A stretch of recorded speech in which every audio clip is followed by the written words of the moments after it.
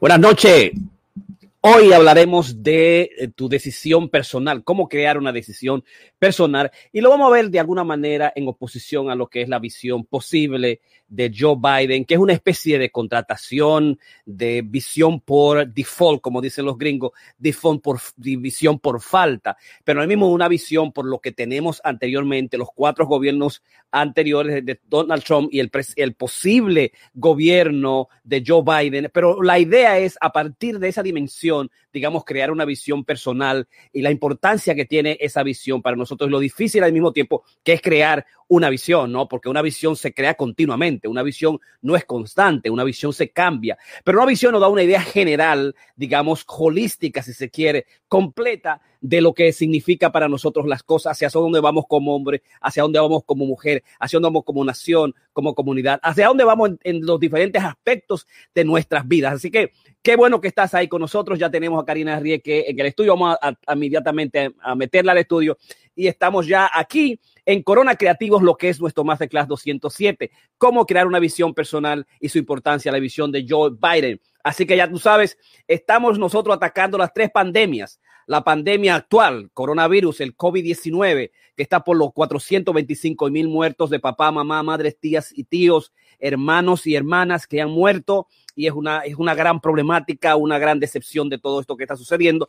Al mismo tiempo tenemos la pandemia de la salud mental, la tristeza, que significa el hecho que lo hayamos perdido y hemos perdido nuestras vidas. Así que también la economía y todo lo que esto ha significado para nosotros a través del coronavirus.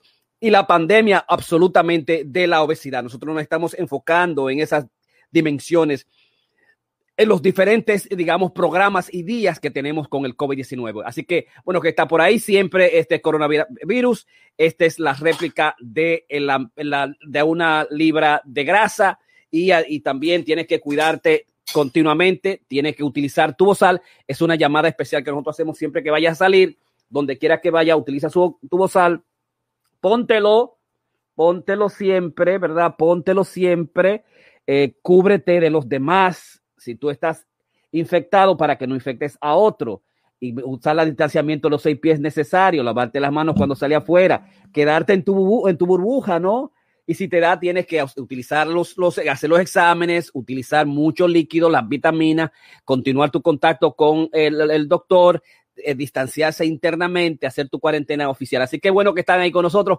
Karina, ¿cómo te encuentras? Vamos a darle sonido a Karina, que está por ahí con nosotros hoy en Masterclass 207, cómo crear una visión personal y su importancia. Karina. Hola Jorge, estoy muy bien, contenta de estar aquí.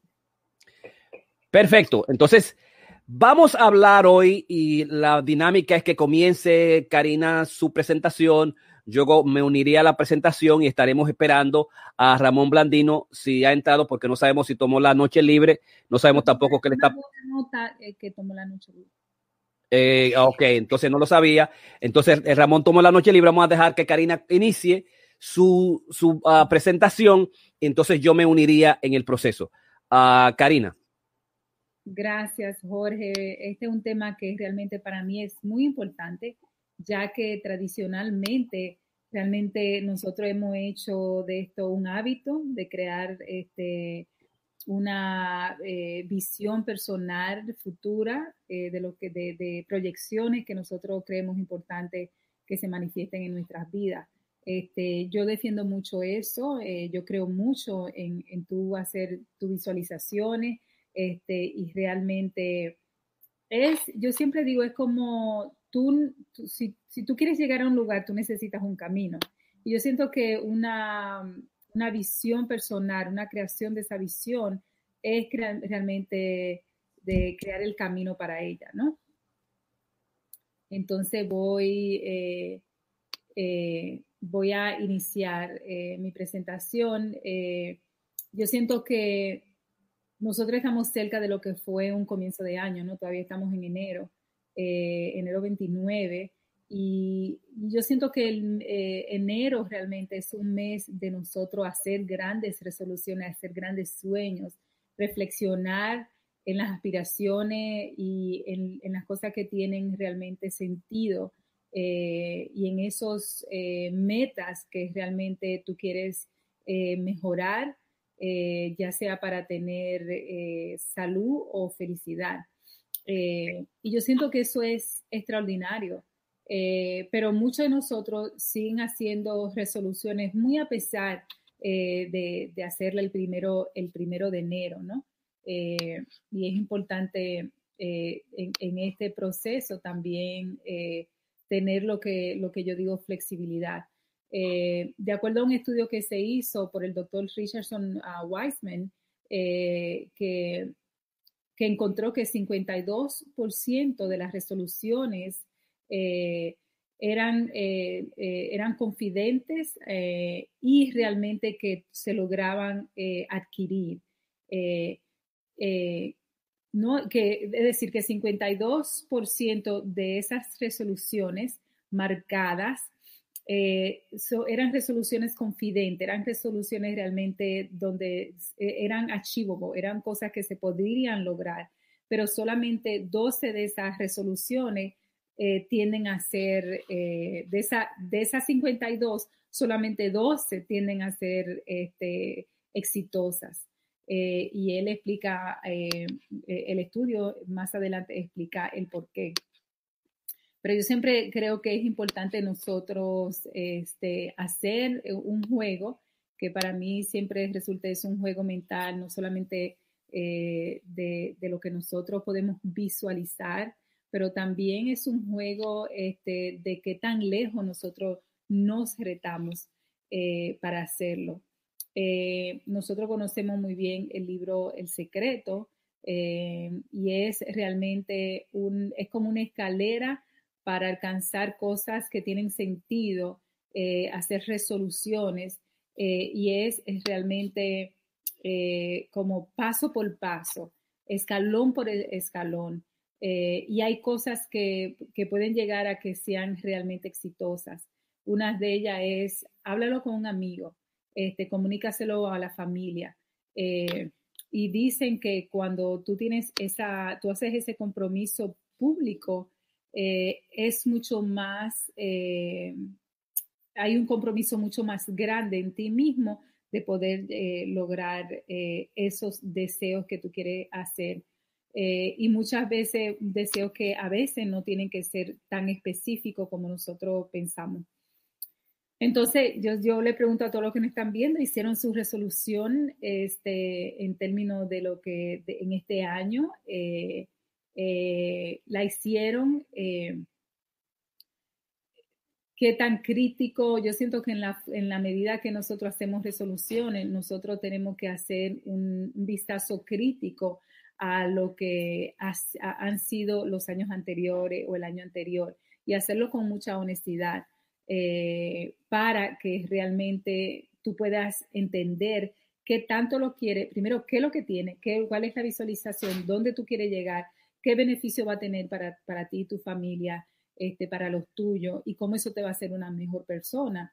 Y también ver cuáles son, qué tan real pueden ser estos sueños o resoluciones que tú ¿no? te metes en tu mente.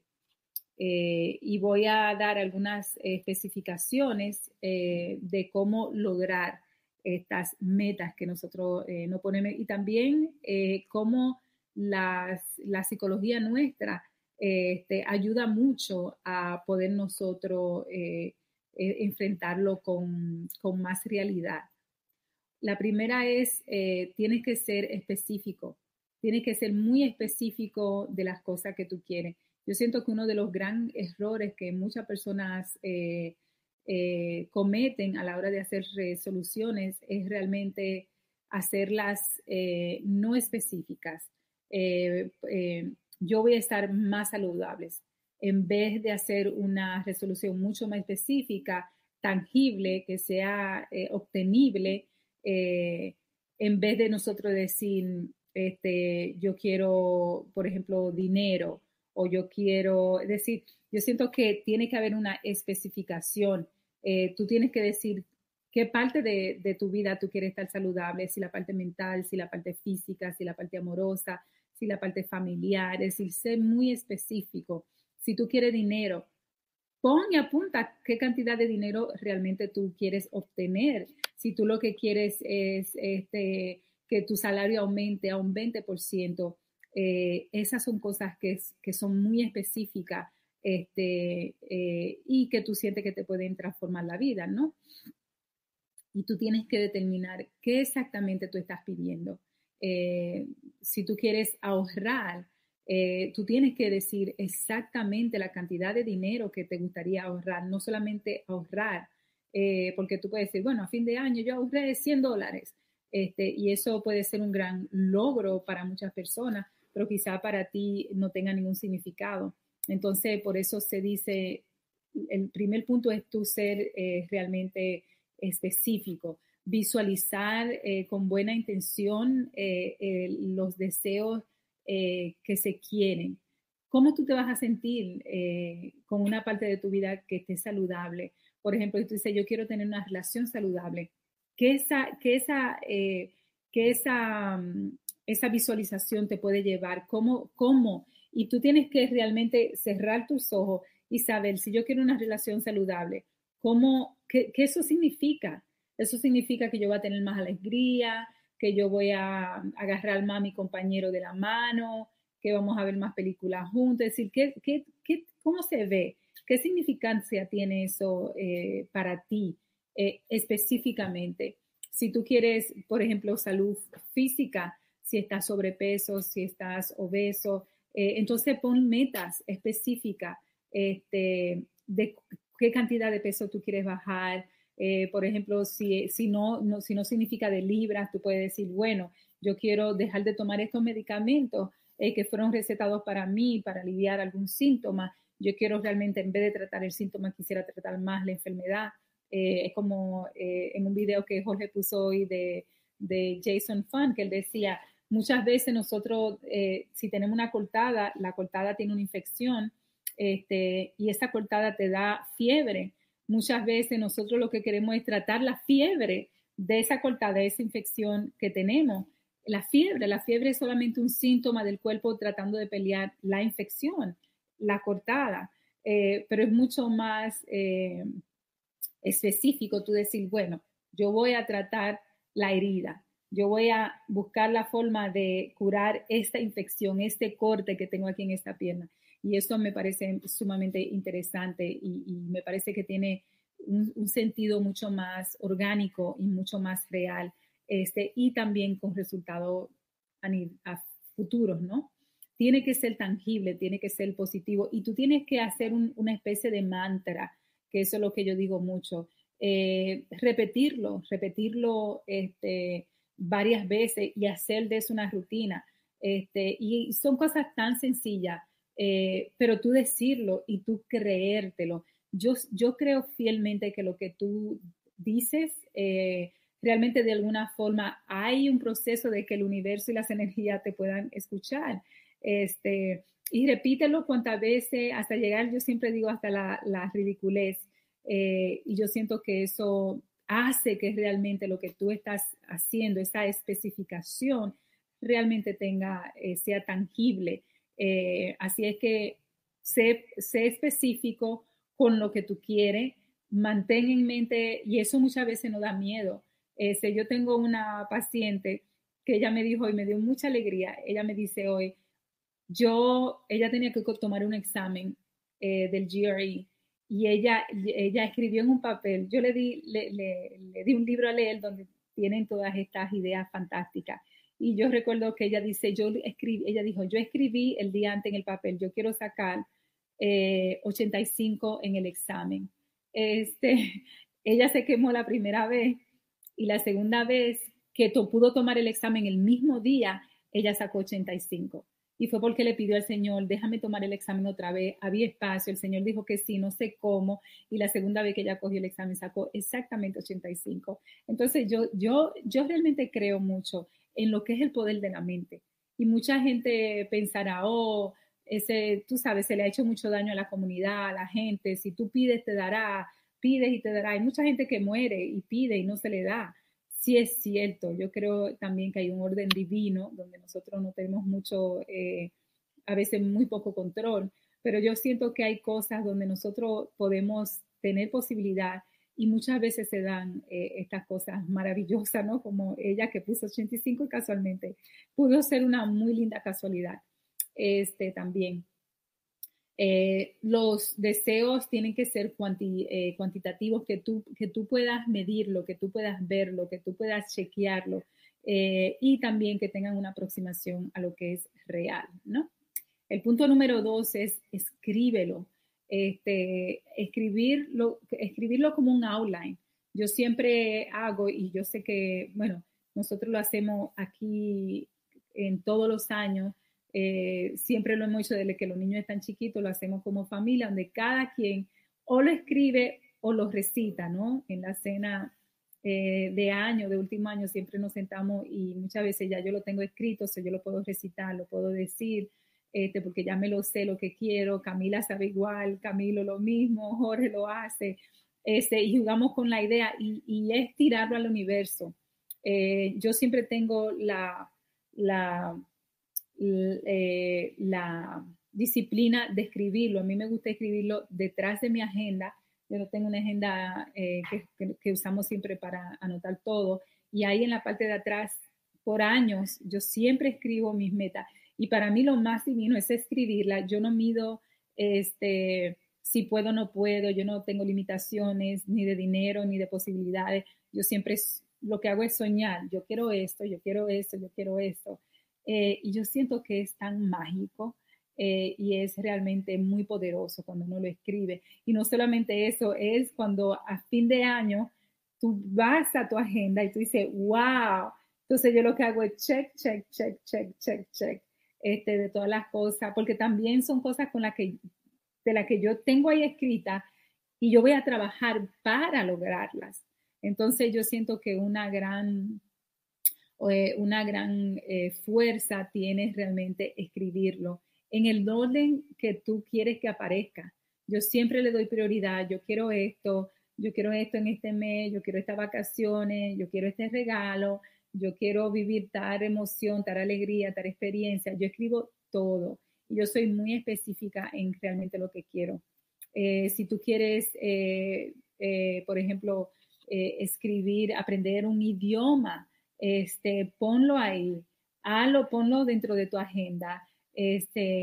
Puede ser muy a veces overwhelming, como que tú te sientes así como que abrumada, puede ser triggers, tú te puedes sentir como que muchas veces frustrada, te puede traer pensamientos negativos, y también puedes cuestionar lo que es tus éxitos, ¿no? Si lo puedes lograr o no, es decir, hay muchas dudas.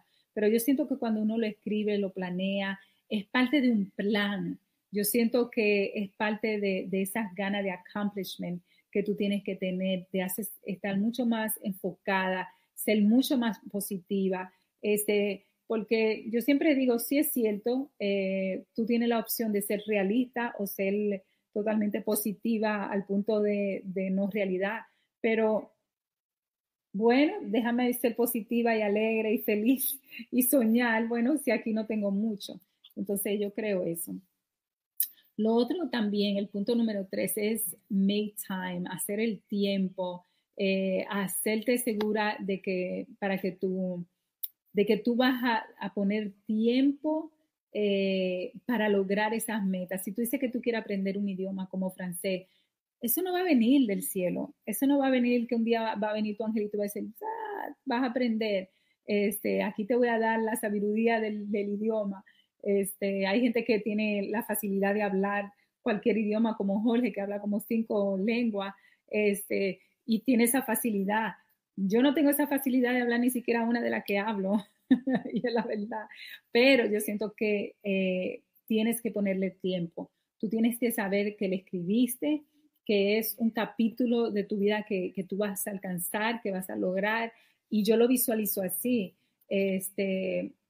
Por ejemplo, lo mismo con mi PhD, yo recuerdo que yo le escribí en mi agenda y yo le escribí hasta que me cogieron en un programa y yo siento que es parte de esa visualización que tú tienes que tener y saber que, bueno, yo tengo que aplicar, yo tengo que llenar cartas, yo tengo que hacer solicitud, yo tengo que reach out, yo tengo que buscar gente, hacer llamadas.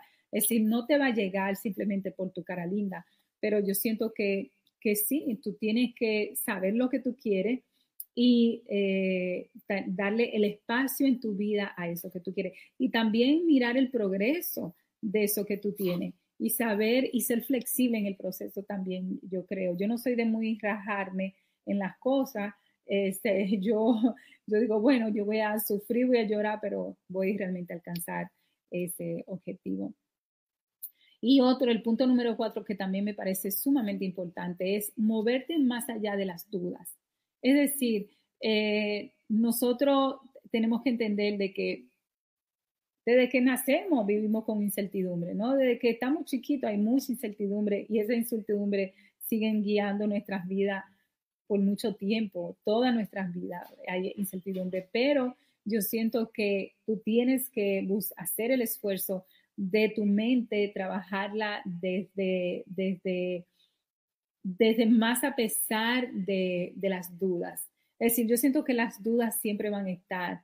Y yo siento que es muy difícil en el sistema que la vida se ha desarrollado, que los seres humanos hemos creado a través de la historia, y la dinámica como seres humanos y también lo desprendido que estamos de lo que es la naturaleza, ¿no? Yo siento que da mucha duda todo el mundo, ¿no? Y las noticias y la pandemia, todo esto que está pasando, pero yo siento que nosotros tenemos realmente que tener la intención de un pensamiento positivo y esa intención tiene que ser trabajarse en el awareness, trabajarse en realmente en la capacidad de poder hacer una decisión, de moverte más allá de lo que son las dudas. Y uno tiene que hacerlo, porque realmente la respuesta a eso, la respuesta contraria a eso, sería sumergirnos en un derrotismo terrible, ¿no? Entonces, de alguna forma, nosotros tenemos que ver el vaso más lleno, ser positivos, y a pesar de esos pensamientos negativos que sí pueden llegarnos a trabajar en la cabeza, tratar de alguna forma de mantener el control lo más que se pueda. Tienes que entender y utilizar lo que son tus pensamientos, ¿no? Por eso la parte psicológica es tan importante en todo esto, porque tus pensamientos pueden servir como un soporte para lograr esas metas, más allá de las dudas. Y a veces, let it go. Tú tienes que dejar fluir el proceso, aunque muchas veces te estés hundiendo o te sientas ahogado o ahogada. Lo otro muy importante es buscar a alguien, ya sea un grupo, tu compañero, un amigo, una amiga, un profesional que tengan afinidades y no solamente retarte con ellos, a mí me encanta hacerlo, pero hacer también que ellos se reten contigo y buscar de alguna forma ese sentido común, ¿no? Que da esa amistad o ese acercamiento, o el mismo amor, porque yo siento que es mucho más fácil, cuando tú realmente te consigues a alguien, cómo hacerlo. Por ejemplo, wow, vamos a hacer un maratón. Tíralo al grupo. Vamos a hacer un maratón. ¿Quién se inscribe? Quizás se van a inscribir 2. Eso es importante. Tú no vas a estar haciéndolo solo o sola. Entonces es importante de alguna forma nosotros motivarnos. Yo quería hacer eso mucho cuando hice mi PhD. Yo le tiré la bola a mucha gente. Ya Jorge claro, ustedes saben que Jorge estaba haciendo su PhD en Boston en cultura y psicoanálisis. Entonces ya él no podía venir conmigo a hacer el PhD conmigo. Yo traté de animar a Ramón, que mira, vamos a hacerlo. Y realmente no encontré mucha gente y lo asumí sola. Pero yo siento que es a veces mucho más fácil. Por ejemplo, cuando yo me hago reto de fasting, yo siempre digo, esta semana voy a hacer fasting para ver quién se anota para hacerlo conmigo. Porque a veces es mucho más fácil tú poder compartir lo que son los miedos, esos pensamientos que te vienen, cómo moverte a través de ellos, si tú puedes compartir eso con alguien. Y es importante buscar gente que tengan similares resoluciones a nosotras para tú poderte chequear, mirarte, Y eso a mí me fascina mucho, a mí me parece sumamente interesante en la posibilidad de, claro, que otra persona quiera seguirte en el proceso, pero eso es chulísimo. Y lo otro también importante es que la otra persona de alguna forma te mantiene en línea con relación a eso que tú quisieras lograr. Mira, tú dijiste que querías correr 26 millas a la semana, tú solamente estás corriendo 18, estás corriendo 16, entonces de alguna forma esa persona te va a mantener también en línea para eso. Y eso es importante, porque en el proceso uno se puede sentir muy solo también, ¿no? Y quizá no tener la motivación en esos momentos que tú vas a estar low. Lo otro es mantenerte quieto. Las metas pueden ser realmente, como yo digo, overwhelming, te pueden realmente abrumar, te pueden estresar, porque muchas veces significan sacrificio, muchas veces significan no hacer lo que tú quieres, porque muchas veces yo no quería hacer tanta tarea y esa era la verdad. Yo estoy poniendo el ejemplo de mi PhD, yo no quería hacer tanta tarea, pero yo sabía que tenía que hacerla y tenía que terminarla. Y muchas veces nosotros lo que tenemos siempre que mantener el final más presente de lo que nosotros creemos, porque en la bulla de las tareas, o por ejemplo, si tú dices, bueno, yo quiero correr 26 millas a la semana, que es lo que a mí me gusta, viene el clima que va a estar frío. Y eso son lo que yo llamo son ruidos, ¿no? Muchos noises. Y a veces nosotros no podemos ponerle atención a los ruidos cotidianos que nosotros tenemos, porque va a ser mucho más, va a tener una batalla mucho más fuerte. Por eso muchas veces se recomienda que tú te quedes quieto realmente, que hagas ejercicio de respiración, que hagas ejercicio de meditación, que hagas ejercicio de yoga, que haga ejercicio de walking meditation, que Jorge hace Jorge ya tiene 1 año desde que comenzó la pandemia a hacer meditación, y parte de la meditación que él hace en 1 hora es en el medio de esa hora, él hace walking meditation, que a mí me resulta terrible, ¿no? Pero yo no lo hice por eso, porque yo entro, a mí me gusta realmente entrar, ¿no? En un lugar, y el walking meditation me distrae de eso, pero a mí me parece fascinante el hecho de que tú puedes hacer parte de esto, es una meditación caminando. Muchas veces yo siento que lo utiliza para otra cosa, pero yo siento que es una genialidad. Y eso se inventó porque muchas veces los americanos aquí, cuando hacían la meditación, se sentían, le parecía fastidiado quedarse tranquilo y quieto en un solo lugar. Entonces de ahí viene la idea del walking meditation, para caminar, estrechar un poquito, relajar los músculos, pero es muy importante nosotros establecer lo que son ejercicios de respiración. Eso yo le llamo quedarte quieto. Es decir, tú haces tus metas, tú las haces específicas, tú sobrepasas lo que es esos pensamientos y esos golpes que te dan, tú sabes que tienes que enfrentarlo, pero también te tienes que quedar quieto. Y yo siempre digo, deja que Dios actúe. De alguna forma tú tienes que dejar que la mano divina se ponga sobre el proceso. Yo siempre creo eso. Yo siempre creo que si está en tu mejor intención, viene. Y hay que darle espacio a que Dios haga sus milagros, ¿no? Y a eso a mí me parece sumamente divino. Era como el Señor, que un día le decía por años, Dios, la loto, la loto, la loto. Y un día Dios se desesperó y dice, pero papá, ayúdame un chin, vete a jugar, vete a jugar el número. Entonces, por eso yo siento que parte de nosotros lograr es también confiar en el proceso y dejarlo ir.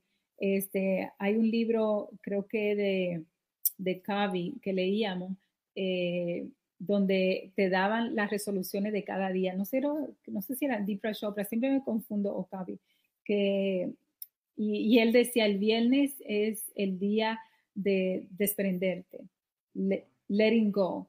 Y eso a mí siempre se me quedó. Y yo siempre digo, tiene que haber un espacio, un lugar donde tú realmente dejes ir y deje que la vida tome su curso y dejar que el willpower de tu intención, que es ese dinamismo de la energía que nosotros podemos, las cosas que queremos realmente alcanzar, cobren fuerza, adquieran intención dentro de tu vida. Y yo siento que si tú actúas con la efectividad y las ganas, hay las posibilidades de que tus resoluciones realmente lleguen. Y yo siento que muchas veces, y son ideas que yo siento que tienen mucho poder, específicamente ahora que estamos viviendo en un tiempo pandémico, donde vivimos con tanta incertidumbre, donde vemos todo el mundo que nosotros hemos conocido ha cambiado, y la dinámica. Entonces yo siento que de alguna forma, cuando lleguen esos días y esos momentos oscuros, recuérdate que hay una meta, no solamente una meta personal, pero hay una meta divina que hay que dejar que también Dios actúe sobre ella. Ya, Jorge. Que la Karina hizo su presentación. Yo quiero continuar más o menos en la misma dimensión de ella y acentuando la concepción de tener una visión, es decir, la posibilidad de tú cerrar los ojos y poder caminar, viajar de una manera imaginaria del punto A a B. Y muchas veces estas visiones son grandes, estas visiones son impuestas, estas visiones se hacen de alguna manera por la falta de una visión. A veces son la visión de papá, mamá, es la visión de un territorio, de una nación, es la visión de una escuela, de un amigo. A veces la visión de ese nombre, esa futura doctora profesional que papá quiere hacer de nosotros y de alguna manera nos impone ese camino especial, ese camino que de alguna manera ha sido soñado para nosotros, que nosotros no hemos tenido de alguna manera que tenerlo, sino que simplemente caminarlo.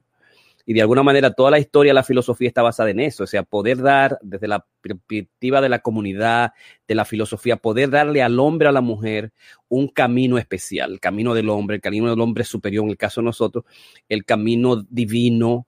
Y entonces ese camino divino, el sujeto que lo posee, que lo camina, que lo transita, que toma las decisiones y hace la intención de caminar o recorrerlo, es aquel que logra sus objetivos, sus éxitos, digamos, personales, individuales y grupales. Como dice el proverbio, ¿no? 29-18, donde no hay visión, la gente se extravía, ¿no? La gente se pierde. Es importante que nosotros tengamos visión, que sabemos como hombre, como mujer, como pareja, hacia dónde vamos, qué cosas vamos a lograr y qué cosas vamos a tener, ¿no? Entonces, por eso era traer la dimensión del propio Joe Biden con Donald Trump, que Donald Trump tuvo una visión de tener un país grande, de hacer un Estados Unidos grande, pero una visión nacionalista, ultraderechista, solitaria. Nosotros somos solo para nosotros, cerrada, atrasada, ultraconservadora, distanciada de lo multicultural, de lo amplio, digamos una visión basada en romper, eliminar al opuesto.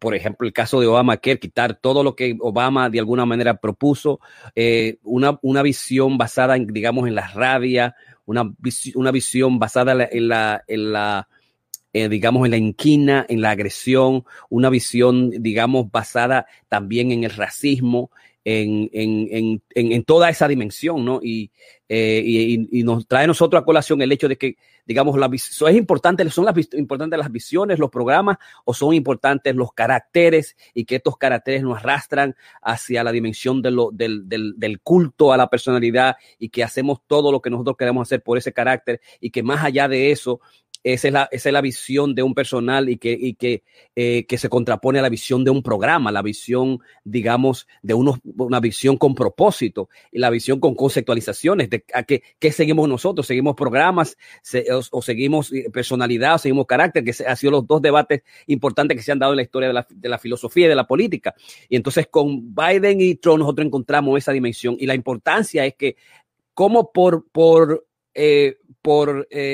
defecto, uno tiene una visión sobre con Biden sobre lo que va a ser la pandemia, sobre lo que va a ser la economía, sobre lo que van a ser los inmigrantes y las visas, cómo va a ser el cambio climático, cómo va a ser la situación de los LGBT y la iniquidad, la falta de iniquidad, el problema del racismo, el problema de la economía y al mismo tiempo la rendición de cuentas al gobierno que se va a presentar diariamente y que va a ser absolutamente clara. O sea, cómo ambos te presentan una visión particular y a partir de esa visión particular uno puede, digamos, seguir ese camino fundamental. Esa es la primera dimensión de la importancia que tiene que tener una visión particular. Y obviamente con las visiones se cambian los gobiernos, se logran riquezas, se logran carreras, se logran relaciones, uno puede crecer siempre y cuando se tenga una visión clara. Como dice Harari en su libro Homo Sapiens, que digamos claridad es poder, a mayor claridad mayor poder, y tiene que ver mucho con esa dimensión de lo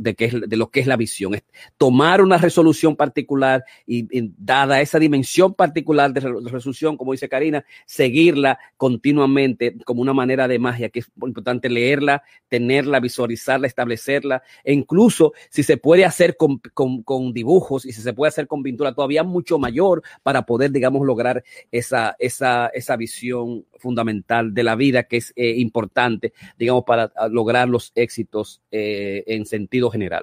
Y como por ejemplo el presidente 46 Joe Biden tiene creo que son 78 años, Mitch McConnell tiene 80 años en febrero y Nancy Pelosi tiene 80 años. Si tú mezclas esos 80, 160, son como 200 y pico de años que tienen estos tipos juntos en la política, y como, digamos, este presidente de 70 años que se impuso completamente, se impuso a sí mismo con la idea de realmente querer ser presidente, no importa cuál es su circunstancia, y con la idea de también tener un programa, una visión distinta al pueblo americano, y se le dio esa gran oportunidad ahora en el 2021, ¿no? Como esa visión de alguna manera estuvo ahí de entregarse a la gente, cambiarse, y se fue modificando, porque no toda visión también, digamos, es constante. Eso yo pienso que es, por un lado, las partes que yo quería de alguna manera establecer, porque cuando se tiene una visión también tú puedes de alguna manera, digamos, estás más motivado, tú sabes hacia dónde va, estás más ligado a qué vas a hacer contigo mismo y con los demás también, estás más ubicado al bien común, al bien familiar, al digamos, ayudar al otro cuando tu visión está clara y tú sabes, digamos, hacia dónde vas, ¿no? La visión es una especie de brújula, es una especie de brújula que pone al sujeto en automático, ¿no? Si voy a ser doctor, ¿cómo voy a lograr? ¿Cómo lo voy a hacer? ¿Cuál es mi programa? ¿Cuál es mi pensum? ¿Cuál es mi sílabo? ¿Cuáles son mis clases? ¿Cómo debo hacerlo? Y estar claro cómo de alguna manera las estrategias se establecen de esa visión amplia personal que está íntimamente ligado a lo que es la visión y los objetivos, que son los aspectos fundamentales más técnicos para lograr esa concepción de la visión. Eso por un lado. Por otro lado, desde la perspectiva, digamos, del Homo prospectus, y es que el Homo sapiens llegó a ser Homo sapiens en la medida que comenzó a inventar mundos paralelos, mundos imaginarios, a establecer una visión, ¿no? Que él podía saber y mirar y cuidarse del peligro y saber, digamos, que la culebra, que el tigre podía estar en la sabana y de alguna manera imaginárselo, la dimensión de crear una visión particular, de crear mundos posibles, una imaginación le hizo al sujeto, digamos, esa dimensión de sabiduría importante, ¿no? Y posteriormente, es Seligman, que nos habla de la capacidad, digamos, de utilizar la prospección como lo estableció, digamos, en Homo prospectus, con la concepción de la capacidad humana incomparable, guiada por alternativas imaginarias que se extienden hacia el futuro, ¿no? Esa posibilidad de tener alternativas, eso que le llamamos nosotros, digamos, tu próxima movida, tu próxima 5 movidas. O sea, tú tienes que saber cuáles son tus próximas 5 movidas en la vida, en la relación, en los negocios, si las alternativas A, B, D, C, y de alguna manera también esas alternativas imaginarias, tenerlas establecidas, y esas son las que guían al Homo prospectus, esas son las que guían al ser humano, ¿no? Eso es lo que significa ser, digamos, ser inteligente, o sea, ver dónde yo voy a ir, qué yo voy a hacer si falta A, B o C, qué sucede, ¿no? Tiene que ver mucho con esa capacidad de lo que nosotros llamamos el sujeto Homo prospectus, al Homo sapiens, al hombre sabio, que sabe exactamente cuáles son sus próximas movidas.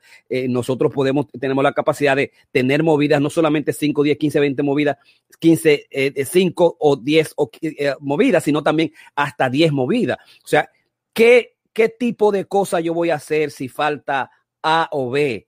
¿Qué pasaría si Karina toma la noche libre? ¿Qué pasaría si yo tengo que tomar la noche libre? ¿Qué pasaría si Ramón toma la noche libre? ¿Cuáles son los tipos de programas? Yo tengo que tener las alternativas imaginarias de las cosas, ¿no? Y eso es lo que le da la capacidad al sujeto de avanzar y mantenerse dentro de la dimensión de los objetivos y de los aspectos del éxito que quiere establecer, ¿no? O sea, la capacidad humana incomparable, guiada por alternativas imaginarias que se extienden al futuro, son los seres humanos los que tienen esa capacidad absoluta de mirar en un sentido general las cosas que va a hacer. De ahí el hecho de que, por ejemplo, se creen los modelos, se creen las figuras, se creen, digamos, los planes de negocios, se creen al mismo tiempo, digamos, los modelos y los que son las maquetas dentro del punto de vista de la arquitectura, cómo podemos hacer nuestros bocetos, y se describe exactamente qué vamos a hacer.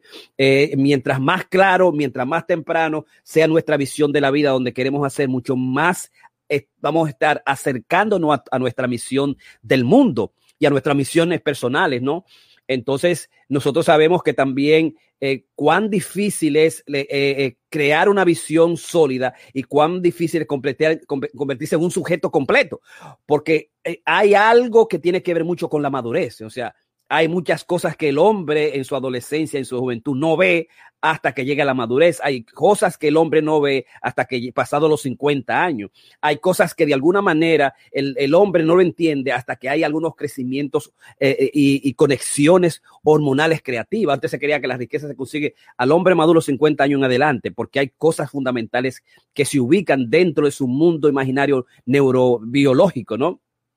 Y que obviamente el ser humano, a medida que se ha convertido más joven, ha logrado muchas cosas a menor edad, por las dimensiones de la tecnología, y precisamente porque podemos estar más claro en términos de cómo conseguir digamos, nuestros objetivos o establecer nuestra visión de la comunidad y la cultura. La filogenia también nos ha ayudado a nosotros a poder establecer y lograr cosas que antes duraban 100 años, ahora se pueden hacer cosas que duraban 100 años, en 50 años, en 25 años, 15 años. Es decir, aquello que se ha llamado como el moonshot, de cuando tú tienes una visión, tú dices, yo tengo una visión de llegar a ser doctor en 5 años, 8 años, pero hay la posibilidad que yo pueda ser doctor en 5 años. Hay la posibilidad que yo pueda conseguir tal o cual meta, esa visión la pueda lograr, digamos, en el tiempo récord de la mitad del tiempo, ¿no? Y hemos logrado cómo nosotros en la modernidad hemos podido conseguir eso. Y también nos recuerda el hecho de Stephen Covey, que habló de que creo que decía en los 7 hábitos de una persona altamente efectiva: sé proactivo, comunícate, comienza con un fin en mente. que comienza con un fin en mente, ¿no? Las cosas que tú vas a lograr, visualízala antes de qué tipo de relación quieres tener, qué tipo de hombre, qué tipo de trabajo, digamos, qué tipo de objetivos, qué tipo de casa, qué tipo de vacaciones, de viaje tú vas a tener, digamos, piénsala primero, escríbela, ubícala, ponla en pintura, grábala si tú quieres y mantén esa dimensión, porque esa dimensión es la que te va a mantener motivado, son las que te va a dar estrategias fundamentales y son las que te van a guiar al bien común y al bien personal, ¿no? Y la dimensión de que te va a mantener entusiasmado a poder lograr y atravesar los momentos difíciles y los momentos críticos, porque si no hay una visión, un objetivo fundamental, es muy fácil, digamos, extraviarse en el proceso, como dice el Proverbio 29:18, donde no hay visión, la gente se extravía, la gente se pierde, ¿no? Entonces es importante, digamos, de ir a punto A, B, tener una visión absolutamente clara y importante, ¿no? Entonces comienza con un fin en mente. Yo pienso que es el aspecto fundamental. Y una de las cosas que el ser humano de alguna mente pierde en el proceso es poder estar presente, poder ver eso y poder verse a sí mismo, ¿no? Por eso, una de las, digamos, de los animales que yo admiro más es el águila, porque el águila tiene esa capacidad extraordinaria de ver digamos, el territorio, ver la sabana, tener la visión aguda y clara y poder, digamos, dominar todo el proceso, todo el reino animal. Entonces, esa dimensión de mirar más allá se da en un sueño de Freud, donde Freud decía que el soñar con volar está íntimamente ligado al concepto de pájaro, que también tiene el concepto de pene, y es la capacidad, decía Freud, de que cuando tú quieres volar, tú lo que quieres es poder realmente dominar la capacidad de tuya, la de tu madre, y llegar al cuarto, a la alcoba donde papá y mamá están teniendo sexo. Y entonces él decía que el niño, cuando soñaba con volar, tenía la capacidad de ir y ver qué está haciendo mamá, pero también es una dimensión, digamos, fálica, es una dimensión también de dominio y de control, y está íntimamente ligado a lo que es también el voyerismo y dominar absolutamente las cuestiones sexuales en su totalidad, y también dominar al mundo cuando se soñaba con volar. Y entonces me trae la imagen esa realmente de lo que es el águila, ¿no? Que el águila puede tener una visión extraordinaria. Yo sé lo difícil que es también, digamos, tener una visión sobre las cosas, saber cómo yo voy a ir, dónde yo voy a ir, cómo voy a lograr eso, ¿no? Cuáles son los pasos que yo tengo que establecer para yo lograr mi misión, ¿no? Y saber en qué tipo de misión me encuentro. Si muchas veces yo no lo sé, si yo voy a ser doctor, pero yo no he tenido a alguien que me diga cómo yo voy a ser doctor, o ver a alguien que fue doctor, ¿no? Es un asunto, digamos, absolutamente difícil. Es como cuando yo estaba estudiando para pasar el examen, que yo quería saber cómo es que se hace. ¿Puedo yo seguir a alguien para ver cómo se hace el examen, ¿no? Cómo es que alguien debe mantenerte, establecerte un camino. Y yo pienso que ahí la dimensión de Jesucristo, que era el camino, la luz y la vida para llegar a Dios, eso del camino, the way que existe, grandes sujetos en la historia. Es decir, el hecho de buscar héroes, quiénes son tus filósofos, quiénes son las gentes que tú consultas, quiénes son las gentes que conocen, quiénes son los sabios, quién es ese grupo especial al que tú tienes que buscar, quiénes son esos 4 hombres que tienen que ver mucho con las dimensiones del rey, que tiene que ver mucho con la dimensión del guerrero, el arquetipo del amante, el arquetipo del sabio, del chamán, que esos arquetipos, de alguna manera, la existencia de ellos mismos, el hecho de que un hombre exista, de que un hombre logre una cosa, otro hombre puede lograr otra cosa. Lo que un hombre logra, otro hombre puede lograrlo bajo esa dimensión, ¿no?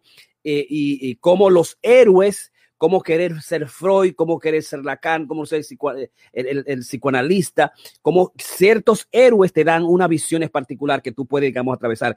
Y son aquellos grandes maestros que establecen escuelas fundamentales a partir de la cual uno bebe de esa claridad, en la cual uno puede llegar más rápido a Nirvana, a la perfección, a la vida, al placer, a la felicidad. O sea, es absolutamente difícil, y uno ve cómo, digamos, cada década uno se transforma y conoce más del ser humano, ¿no?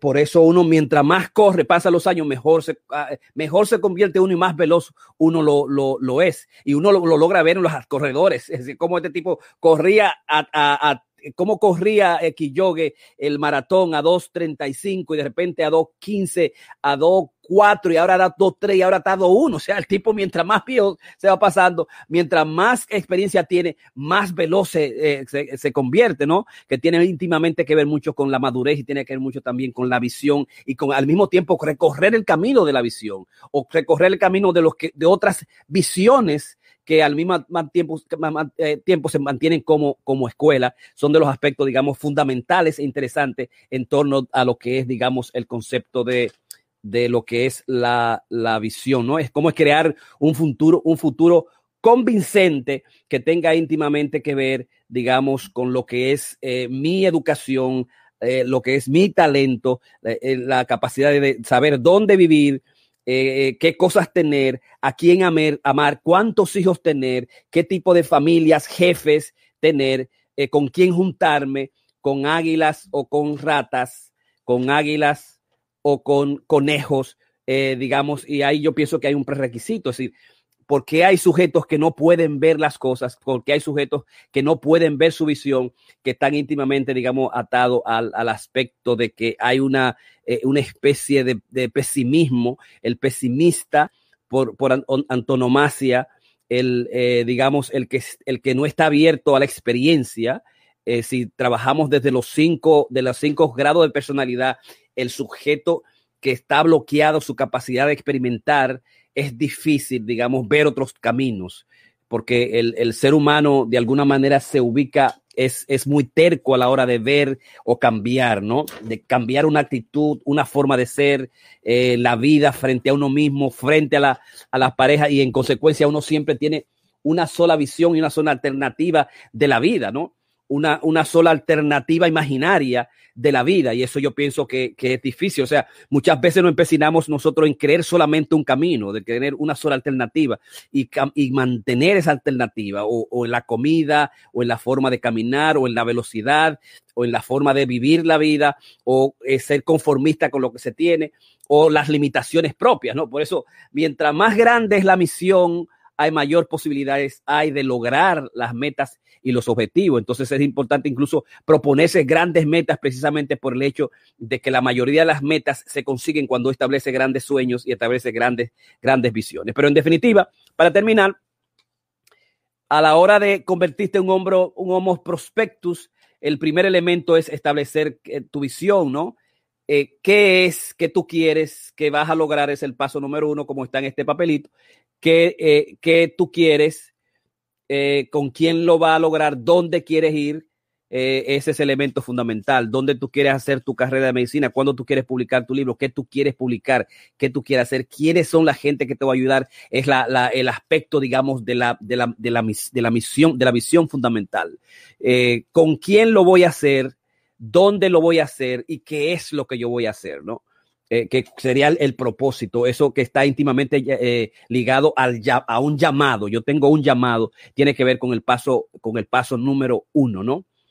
El paso número 2 tiene que ver con la decisión, ¿no? Una vez yo sé hacia dónde voy, yo tengo que tomar la decisión y plantearme el por qué yo voy a hacer esa carrera, ese libro, voy a cambiar una posición determinada, ¿no? Hay que tomar la decisión, porque si yo tengo una visión, por eso yo siempre digo que las ideas son fáciles, como dice John Doerr en Measure What Matters, digamos, mide lo que importa. Él dice, las ideas son fáciles, lo difícil es la ejecución, lo difícil es tomar la decisión. Sí, yo me voy a inscribir, sí, yo voy a cambiar, sí, yo voy a escribir el libro. Y qué está detrás de esa decisión que tiene que ver mucho con el porqué. Es el segundo paso, digamos, para lograr nuestra visión. El tercer paso de 4 es, digamos, tiene que haber una intención, y la visión tan íntimamente ligada a la intención, a la finalidad de lograr las cosas, ¿no? Yo poner mis ojos en a encontrar mi Harajuku, mi momento Harajuku, como hablamos nosotros sobre Chad Foley y su vinculación de encontrar, de perder libras y hacerlo a partir de los datos y hacerlo a partir, digamos, de contar las cosas y al mismo tiempo hacerlo a partir de la ciencia, pero lo hizo a partir de una dimensión personal, ¿no? Esa dimensión de, digamos, de ¿cuál es la intención? ¿Cuál es la intención?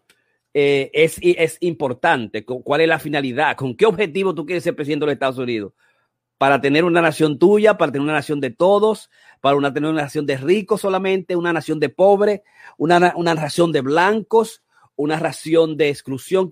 ¿Por cuál es la intención que tú quieres hacer? Y cuando nosotros sabemos, muchas veces las intenciones no están claras, pero cuando tú defines las intenciones, nosotros conocemos y revelamos la capacidad del hombre y qué el hombre busca, ¿no?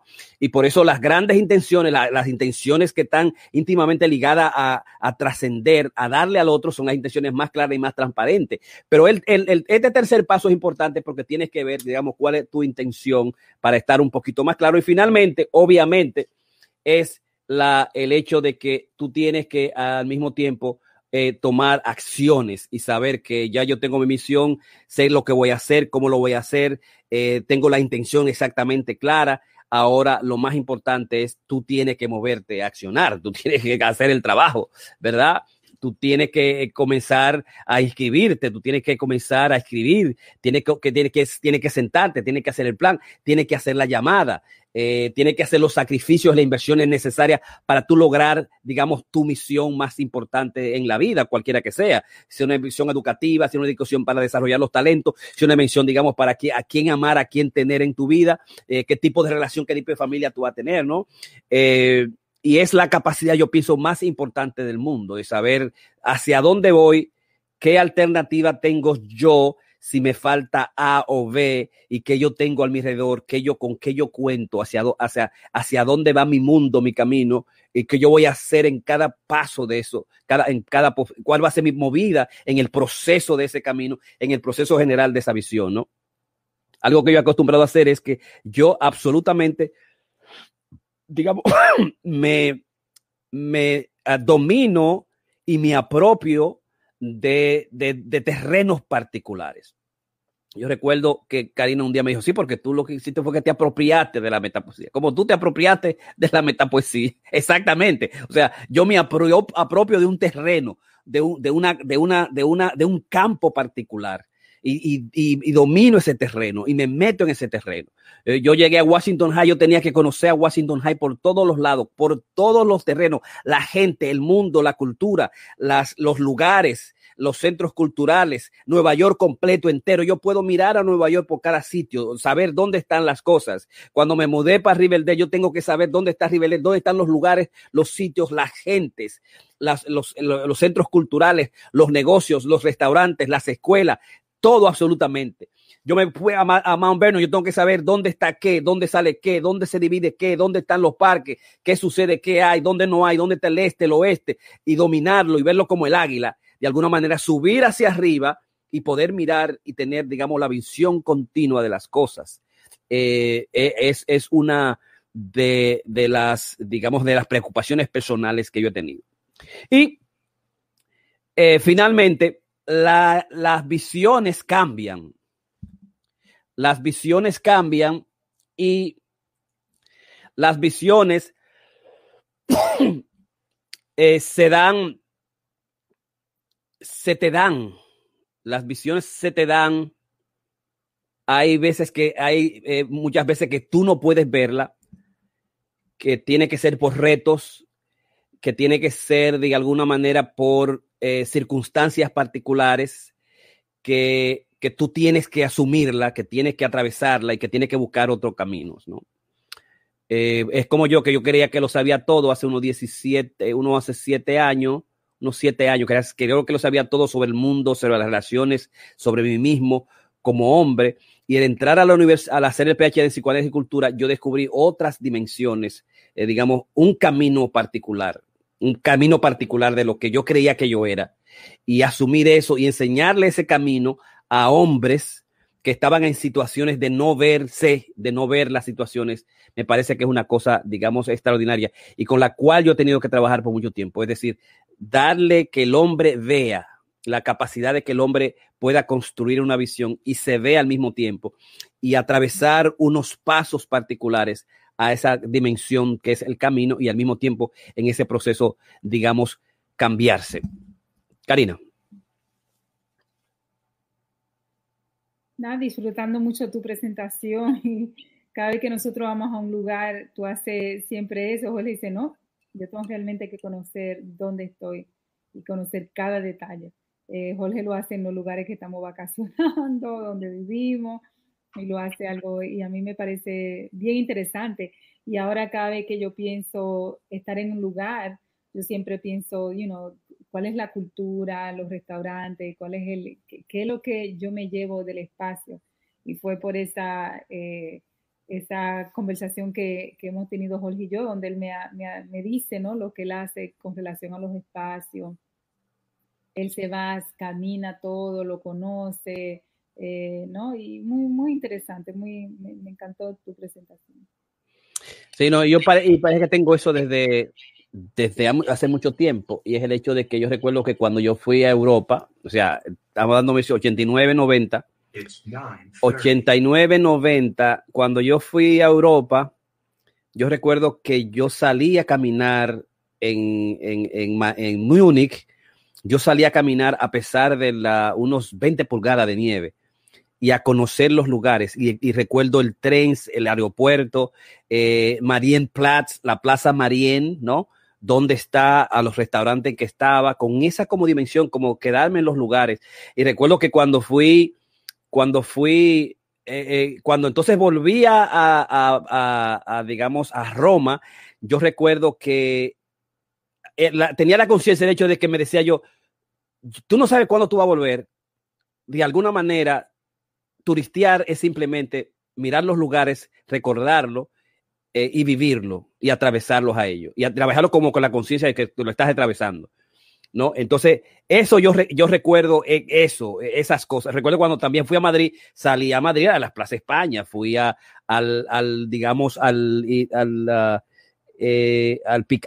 Picasso, fui al Museo Picasso, fui al Parque El Prado también, ¿no? Y los caminé con esa dimensión de alguna manera, conocerlo, entregarme y dominarlo, ¿no?